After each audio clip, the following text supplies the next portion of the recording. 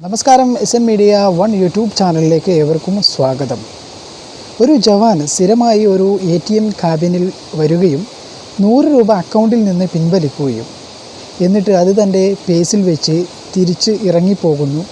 വീണ്ടും തുടരെയായി ദിവസങ്ങളോളം അതേ ATM കൗണ്ടറിൽ വരികയും 100 രൂപ മാത്രം ആ ATMിൽ നിന്ന് പിൻവലിക്കുകയും അത് അദ്ദേഹത്തിൻ്റെ പേസിൽ വെക്കുന്നതായും ആ ATMിൻ്റെ സെക്യൂരിറ്റി ജീവനക്കാരനായിരുന്ന സുഹൃത്ത് സ്ഥിരമായി കാണുന്നുണ്ടായിരുന്നു.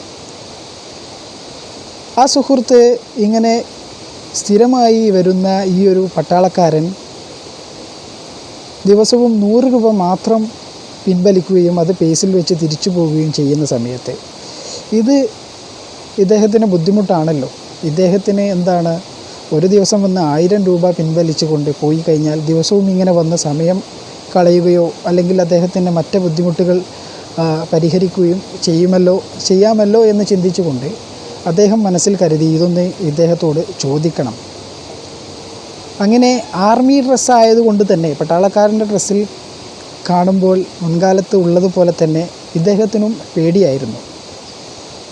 പക്ഷേ ഈ ഒരു അവസ്ഥ, ഈ ATMിലേക്ക് വരുന്നു, 100 രൂപ എടുക്കുന്നു, ഇത് തുടർന്നുകൊണ്ട് ഇരിക്കുകയാണ്. അങ്ങനെ ഒരു ദിവസം ഇദ്ദേഹം കരുതി, ആ ദിവസം സമീപ നിവാസികളൊക്കെ ആ ഒരു ATMിൻ്റെ അടുത്തുണ്ട്. ആ സമയത്ത് അദ്ദേഹത്തെ ഒരു ചെറിയ ധൈര്യം വന്നു, ഇന്ന് ഈ ഒരു സൈനികനോട് ഈ കാര്യം ചോദിക്കാം.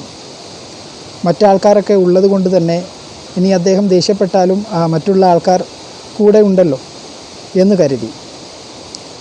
അങ്ങനെ ഇദ്ദേഹം ദേഷ്യപ്പെട്ടാലും കുഴപ്പമില്ല എന്ന ചിന്തയോടുകൂടി ഈ സെക്യൂരിറ്റി ജീവനക്കാരൻ ഈ പട്ടാളക്കാരനോട് ചോദിച്ചു, നിങ്ങൾ എന്തുകൊണ്ടാണ് ദിവസവും വന്ന് 100 രൂപ എടുക്കുന്നത്?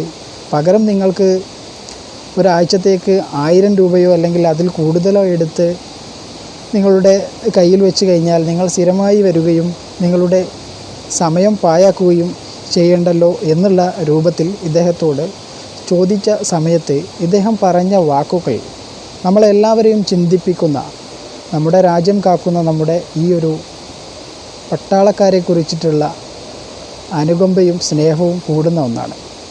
സൈനികൻ പറഞ്ഞതെന്താണെന്നറിയോ? സഹോദരാ, എൻ്റെ അക്കൗണ്ട് എൻ്റെ ഭാര്യയുടെ മൊബൈലുമായി ബന്ധിപ്പിച്ചിരിക്കുകയാണ്. അതുകൊണ്ട് തന്നെ ഞാൻ എൻ്റെ അക്കൗണ്ടിൽ നിന്നും 100 രൂപ എടുത്തു കഴിഞ്ഞാൽ അവളുടെ മൊബൈലിലേക്ക് ഇതിൻ്റെ മെസ്സേജ് പോകും. നമുക്കെല്ലാം അറിയുന്ന ഒരു കാര്യമാണ്.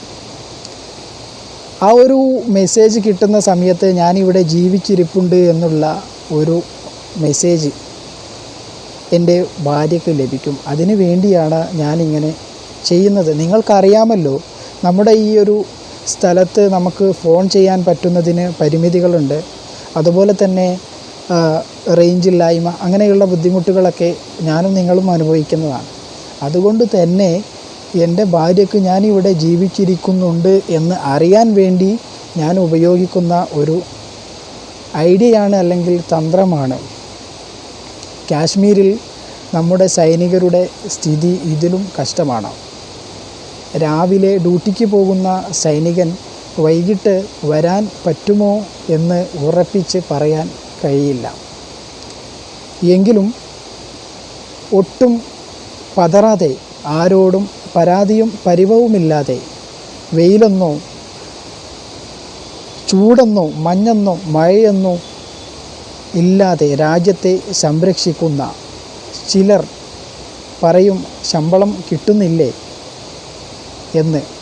ശമ്പളം അല്ല സഹോദര, കറയറ്റ ദേശസ്നേഹമാണ് അവർക്ക് ഇതിനൊക്കെ പ്രചോദനം നൽകുന്നത്. ഈ ഒരു മനസ്സലിയിക്കുന്ന സ്റ്റോറി പത്രക്കുറിപ്പുകളിൽ, സോഷ്യൽ മീഡിയയിലൊക്കെ വന്നിട്ടുള്ള ഒരു ടെക്സ്റ്റ് മെസ്സേജാണ് ഞാനിന്ന് നിങ്ങളുമായിട്ട് പങ്കുവച്ചത്. അപ്പോൾ നമ്മുടെ ഇന്ത്യൻ ആർമിക്ക് നമ്മുടെ എല്ലാവരുടെയും പ്രാർത്ഥന, എല്ലാവരും നമ്മുടെ പ്രാർത്ഥനയിൽ ഉൾപ്പെടുത്തുക. നമ്മളുടെ രാജ്യത്തിന് ശക്തിയും രക്ഷയും എല്ലാ ബുദ്ധിമുട്ടുകളിൽ നിന്നും ഉണ്ടാകട്ടെ എന്ന് പ്രാർത്ഥിച്ചുകൊണ്ട് പുതിയ ഒരു വീഡിയോയിൽ കാണുന്നത് വരെ താങ്ക് യു ഫോർ വാച്ചിങ്.